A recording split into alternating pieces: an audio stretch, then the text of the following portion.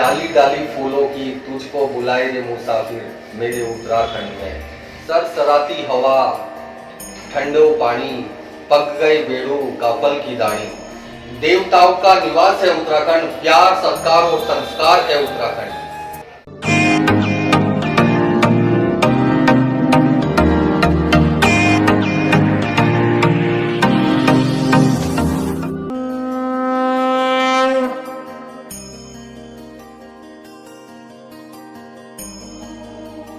Hello दोस्तों, नमस्कार। मैं संजय कुमार हरिद्वार उत्तराखंड से आपका हार्दिक स्वागत और अभिनंदन करता हूं। दोस्तों, मेरे YouTube channel travel to Uttarakhand with Sanjay में आपका हार्दिक स्वागत है।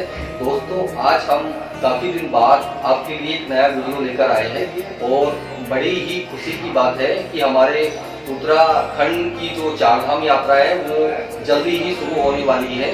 चारधाम यात्रा का जो शुरुआत होने जा रही है वो 21 अप्रैल से होने जा रही है, क्योंकि 22 अप्रैल से यमुनोत्री गंगोत्री और 25 से केदारनाथ और 27 अप्रैल से हमारे श्री बद्रीनाथ धाम के कपाट ओपन होने जा रहे हैं। तो सभी जो यात्री हैं जो उत्तराखंड में चारधाम यात्रा दर्शन करना चाहते हैं तो काफ़ी लोगों की बुकिंग अभी चालू हो चुकी है। उत्तराखंड चारधाम यात्रा पर आने के लिए सभी यात्रियों ने अपनी फ्लाइट्स और ट्रेन और बस बुकिंग और होटल बुकिंग और टैक्सी बुकिंग कराना स्टार्ट कर दिया है। तो आज इसी से संबंधित हम आपके लिए एक वीडियो लेकर आए हैं। दोस्तों, इस बार 2023 की जो यात्रा है चारधाम यात्रा, हम भी अपनी ट्रेवल एजेंसी से कराने जा रहे हैं। और चारधाम यात्रा का जो पैकेज होता है जो जिसमें कि हम होटल भी देते हैं और इसमें खाना भी होता है हमारा, उसमें ट्रांसपोर्ट भी होता है। तो ये यात्रा कैसी रहती है और इसमें क्या क्या आपको रास्ते में पॉइंट्स आते हैं देखने के, इसी विषय पर आज चर्चा करने वाले हैं। तो सबसे पहले तो मैं बधाई देता हूँ सभी यात्रियों को जो चारधाम यात्रा करने के लिए आ रहे हैं। तो दोस्तों, हम भी अपनी travel agency Haridwar taxi car rental service के माध्यम से अपनी कंपनी के द्वारा काफ़ी अपने यात्रियों को चारधाम यात्रा कराने जा रहे हैं। हमने भी काफ़ी लोगों की बुकिंग अपने पास 2023 की कर ली है। तो इस बार की जो यात्रा हम स्टार्ट कराने जा रहे हैं हरिद्वार, ऋषिकेश और देहरादून एयरपोर्ट से कर रहे हैं। तो दोस्तों, हम यात्रा में पैकेज टूर भी देते हैं और ट्रांसपोर्ट भी देते हैं। तो आप अपने हिसाब से हमसे अपनी बुकिंग करा सकते हो। तो यात्रा हम अपनी स्टार्ट करते हैं हरिद्वार से हम वाया मसूरी और कैंपटी वाटरफॉल होते हुए चले जाते हैं बड़कोट, जहाँ पे हमारा पहला फर्स्ट नाइट स्टे होता है। सेकंड डे वहाँ से हम 50 किलोमीटर की दूरी पर चले जाते हैं जानकी चट्टी में आपको जो आपकी गाड़ी रहती है वो छोड़नी पड़ती है और वहाँ से 5 किलोमीटर आपको यमुनोत्री ट्रैक करके पैदल जाना पड़ेगा या फिर घोड़े या फिर पालकी से जाना पड़ेगा। वहाँ से फिर आप अपना सेकंड आपका जो नाइट होल्ड होता है वो बड़कोट में होता है। बड़कोट से जो हमारे तीसरे दिन की यात्रा है हम वहाँ से निकलते हैं सुबह और रास्ते में बहुत सुंदर प्राचीन शिव गुफा पड़ती है, उसको दिखाते हुए हम चले जाते हैं उत्तरकाशी में भी आपको काशी विश्वनाथ महादेव मंदिर के दर्शन कराते हैं और मंदिर के दर्शन कराने के बाद आगे बढ़ जाते हैं आपके होटल के लिए, जहाँ पर आपका रात्रि का विश्राम होना है। तो रात्रि को विश्राम आप अपने होटल में कर लेते हैं और उससे जो आगे की जो यात्रा हमारी रहती है वो गंगोत्री धाम की रहती है। गंगोत्री धाम का जो वहाँ से डिस्टेंस होता है वो तकरीबन 90 किलोमीटर के आसपास होता है। वहाँ से हम अपने 4 डे अपनी यात्रा को आगे बढ़ाते हुए चलते हैं गंगोत्री धाम के लिए। तो गंगोत्री धाम जाते समय हमें बहुत सुंदर वैलियों से गुजरना पड़ता है और जो उत्तराखंड की जो सबसे सुंदर वैली है हर्षिल वैली, उसको भी हम आपको दिखाते हैं। हर्षिल वैली के बारे में आपको मैं क्या कहूँ, कहते हैं कि हुस्न ये पहाड़ों का क्या कहना कि 12 महीने यहाँ मौसम जाड़ों का। हर्षिल वैली के दर्शन कराते हुए हम आपको ले जाते हैं गंगोत्री धाम में। गंगोत्री धाम में भी आपको माँ गंगा के दर्शन करने पड़ते हैं। माँ गंगा की पूजा अर्चना के बाद आप शाम को उसी होटल में आ जाते हैं जहाँ पर आपका उसे एक दिन पहले नाइट होल्ड लिया था।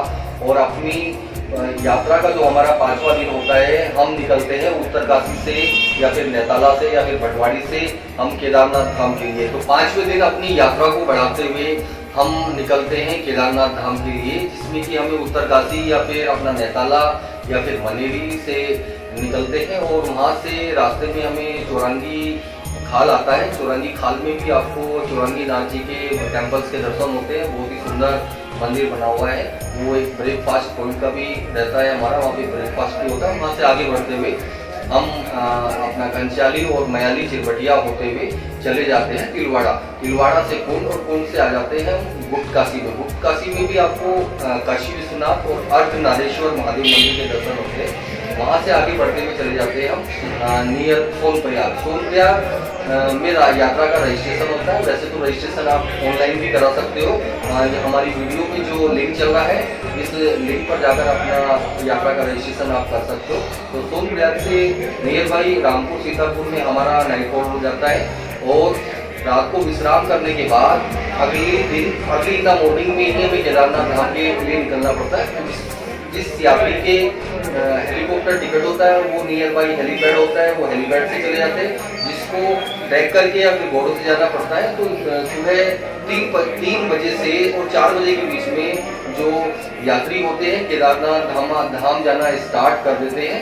वहाँ पे जाने के लिए सबसे पहले सोनप्रयाग आना पड़ता है। सोनप्रयाग से 5 से 6 किलोमीटर के लिए लोकल जीप मिलती है आपको, जो कि आपको गौरीकुंड में छोड़ देती है, जिसका वन साइड का जो किराया होता है वो मिनिमम 50 रुपये के आसपास होता है। तो गौरीकुंड से 18 किलोमीटर का ट्रैक है केदारनाथ धाम जाने के लिए, जिसमें 5 से 6 घंटा लग जाता है। वहाँ से आप घोड़े से जा सकते हो, पालकी से जा सकते हो और वॉक करके भी जा सकते हो।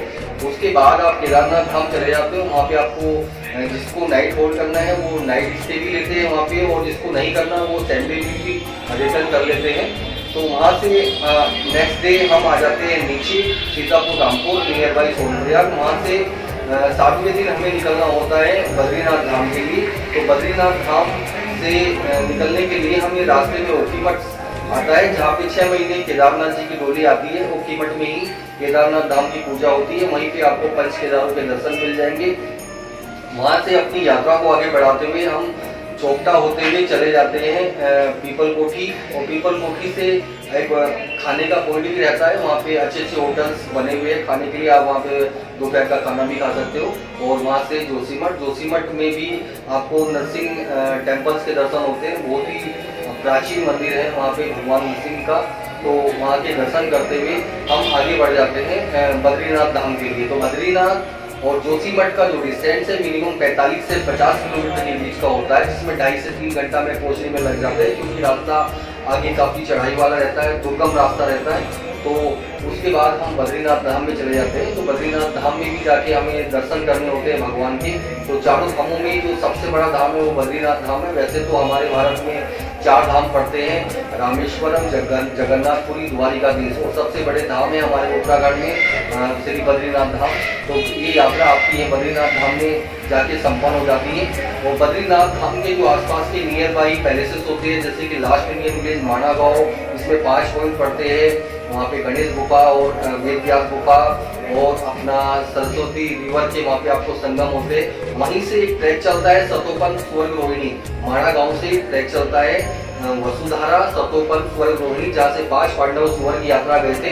5 पांडवों में से 4 पांडवों ने ही रास्ते में अपना शरीर छोड़ दिया और केवल 6 शरीर ही स्वर्ग यात्रा सतोपंत अपना युधिष्ठिर जा पाए। उनको लेने के लिए स्वर्ण आया था उनको, और स्वर्ण उनके साथ साथ चला, और वो एक धर्मराज का रूप था। और वहीं से सतोपंत से युधिष्ठिर महाराज 6 शरीर स्वर्ग गए। तो ये यात्रा बहुत ही अद्भुत यात्रा होती है, एक कल्पनीय यात्रा है। वहाँ पे रास्ते में बहुत सारी चीजें आपको देखने को मिलती है।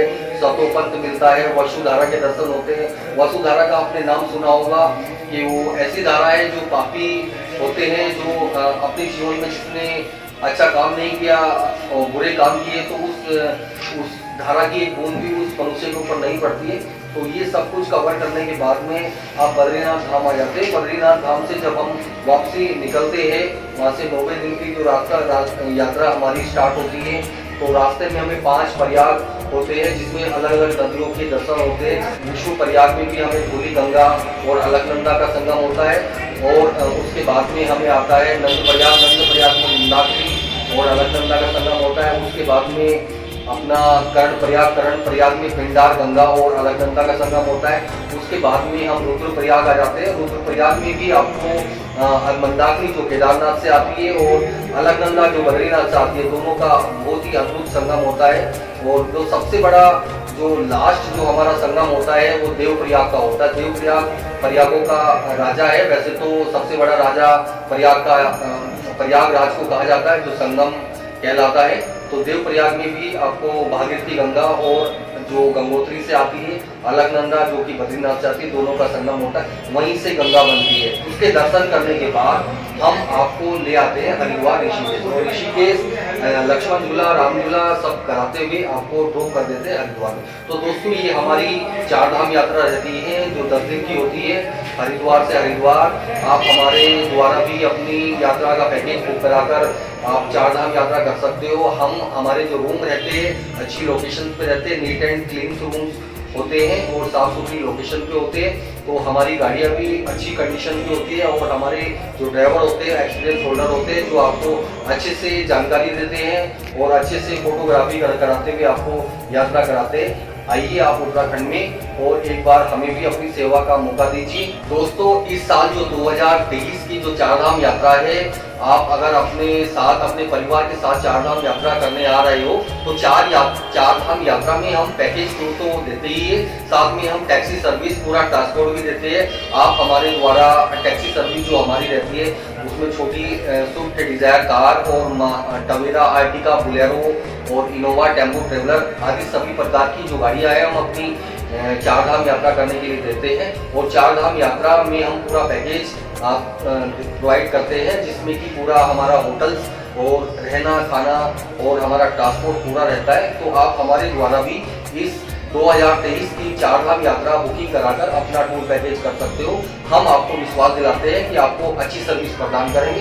दोस्तों हम पूरे उत्तराखंड में अपना पैकेज टूर देते हैं। 4 धाम यात्रा के अलावा भी आपको हरिद्वार, ऋषिकेश या फिर मसूरी, देहरादून, नैनीताल, अल्मोड़ा, जिम कार्पेट सभी जो हरिद्वार उत्तराखंड के जो डेस्टिनेशन है, जो घूमने के पॉइंट्स हैं, आप सभी कहीं भी जाना चाहते हो तो सभी जगह के लिए हमारी कंपनी में सर्विस प्रोवाइड होती है। हमारा जो रेट होता है वो रिजनेबल प्राइस का रेट होता है और बजट टूर हम प्रदान करते हैं। तो आइए आप हमारी कंपनी के द्वारा 4 धाम यात्रा करने के लिए, बद्रीनाथ केदारनाथ यात्रा करने के लिए। दोस्तों हरिद्वार में हमारी रजिस्टर्ड ट्रेवल एजेंसी है। ऐसा होता है सीजन के टाइम में बहुत सारी कंपनियां ऑनलाइन में फ्रॉड होने का खतरा बना रहता है, जो कि फर्जी निकल जाती है, या बहुत सारे लोग कम रेट देके यात्रा की बुकिंग कर लेते हैं, पर जब उनका जाने का नंबर आता है तो उनके पत्ता सत्ता भूल हो जाता है, उनका पता ही नहीं चलता। तो मैं आपसे एक जरूरी सुझाव और देना चाहता हूं कि आप रजिस्टर्ड ट्रेवल एजेंसी से ही अपना वाहन बुक कराएं। और हमारी भी हरिद्वार में रजिस्टर्ड ट्रेवल एजेंसी है। तो आइए हम आपका 4 धाम यात्रा में हार्दिक स्वागत और अभिनंदन करते हैं। मैं संजय कुमार हरिद्वार उत्तराखंड से आपका स्वागत करता हूँ। नमस्ते मित्रों, जय केदार। जब 4 धाम यात्रा पर आए फिल्म स्टार गोविंदा के बड़े भाई डायरेक्टर कीर्ति कुमार, उन्होंने हमारी कंपनी की सर्विस यूज की और 4 धाम यात्रा की।